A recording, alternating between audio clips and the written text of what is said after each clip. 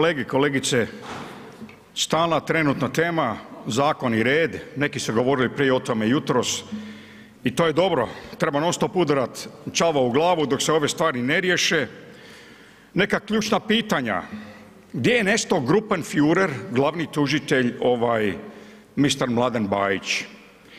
Gdje je baza podataka o poduzećima ovima iz bivše države i sadašnje privatizacije, provedbe, gdje su nestali ti ljudi, ko su arhitekti te privatizacije? Naravno, od tog ništa nije napravljeno, nemamo retroaktivni zakon za povratak novca, je li vrana vrani, znamo tu staru posljedicu.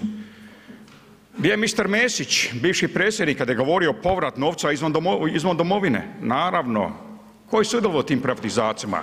Je možda njegova kćer i koliko ima novac vani na bankovnim računima obitelj Mesić? Vrana vrani, znamo to staro. Kako je moguće da mi do dan danas nemamo tu bazu podataka aktivnu o poduzećima bez jednog zaposlenika? Kako je moguće to? Prije nekoliko godina bilo je 19.000 poduzeća bez jednog zaposlenika. Ništa od toga. Šta je sa predstečajnim nagodbama? Jel znaju li išta naši prijatelji iz Istre o misteru Liniću?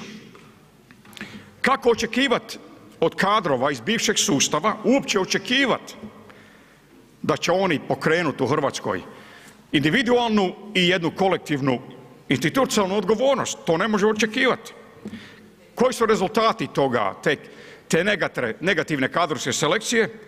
Evo Uljanik, opet Uljanik. Ljudima vani ili hrvatskim državljanima, kad vi govorite o milijardu kuna, 2 milijarde, 3 milijarde, to je sve apstraktno. Ali kad kažete da ono što je plaćeno u propalo poduzeće Uljanik je 20.000 stanova gdje je moglo koliko obitelji stati tamo, to je grad veličine Varaždina, to je tragedija tih propalih poduzeća, mastodona socijalističkih, oni koji su ih vodili i koji danas brane taj sustav, neki sjede ovdje. Kako je to moguće? Koliko je nama trebalo godina da ujedinimo 15 službi, inspekcijskih službi u jednu službu da bude efikasna? Šta je to? To smo mogli davno napraviti. Evo vama, ja ću vam srediti državu, dajte mi 4 mjeseca. Šta ću napraviti? Pokretni sudovi, sudac istražitelj koji ima pravo na licu mjesta istraživati i suditi, a ne čekati 15 godina, nego mjesec dana. Jednostavna stvar. Imate jednostavnu stvar. Kako to? Porijeklo imovine. Porezna uprava. Toliko ste zarađivali, a imate vile tamo, Mercedese. Idete u lovu u Afriku, Zimbabve i Keniju svake godine. To se jednostavno riješi. Samo nema sustavnog rada, nema volje da riješimo toga. Te rak rane korupcije i nepotizma, što je govorila gospođa zastupnica iz MOST-a, 100% se slažem. To je akcijski plan. Gdje je akcijski plan? Toliko si zaradio koliko imovine imaš. Ali nemamo još jednostavnih zakona, mehanizam za provedbu.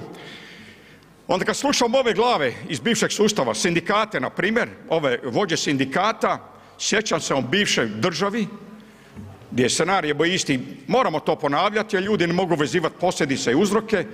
Nama povijest nije počela 90-te godine, počela je prije toga i prije toga je počela privatizacija i prije toga su bili štrajkovi, samo to se zvalo obustava rada. Kad je bilo stotine tisuća radnika na ulici, tisuća poduzeća insolventna i tamo su bili sindikati, isti sindikalisti danas.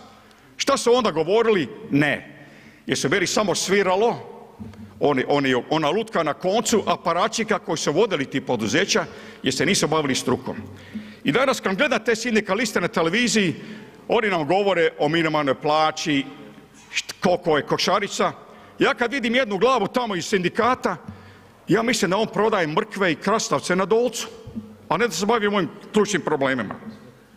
Tako je. Ako nastavimo ovako, možda nećemo nestati kao Dodo, tamo ona ptica u Novom Zelandu, ili nećemo kao nesvrstani u SFRJ, ali moramo raditi, upaliti rakete i moramo vratiti ljude izvana i povjerenje dijaspori da se vrati natrag. Imaju znanje i sposobnost da riješe ove probleme, a njih niko ne želi jer to je zatvoreni politički krug bivših kadrova, crvenih kmera i njihovih nasljednika.